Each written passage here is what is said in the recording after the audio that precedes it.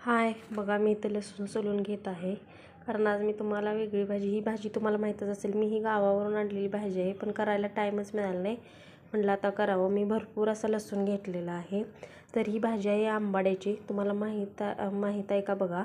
तर ही भाजी इकडं कोल्हापूरकडं कसं सगळीकडं धान्य शिजवून भाजी शिजवून घेऊन करतात, पण आमच्या गावाला नाही. असं ही खरड्यागताने एकदम चविष्ट लागणारी भाजी. मला ही कोल्हापूरकडची तर भाजी आवडतच नाही, म्हणून मी इकडे पण अशीच भाजी करते. तर मी पाला स्वच्छ धुवून असा तव्यामध्ये तेल टाकून असा पाला भाजून घेतलेला आहे लाल छान. मग नंतर हिरव्या मिरच्या पण त्याच्याबरोबरच अशा भाजून घेतलेल्या आहेत बघा. एकदम सोपी आणि पटकन होणारी अशी ही रेसिपी आहे आणि आपल्याला भाकरीसोबत चपातीसोबत छान पण लागते. मग नंतर मी भाजलेले शेंगदाणे, कच्चे शेंगदाणे घेतलेले आहेत. माझा खलबत्ता छोटाच आहे, त्यामुळे बघा मी शेंगदाणे आणि लसूण आणि मिरची पहिल्यांदा त्यात मीठ घालून मी बारीक असं चेचून घेणार आहे.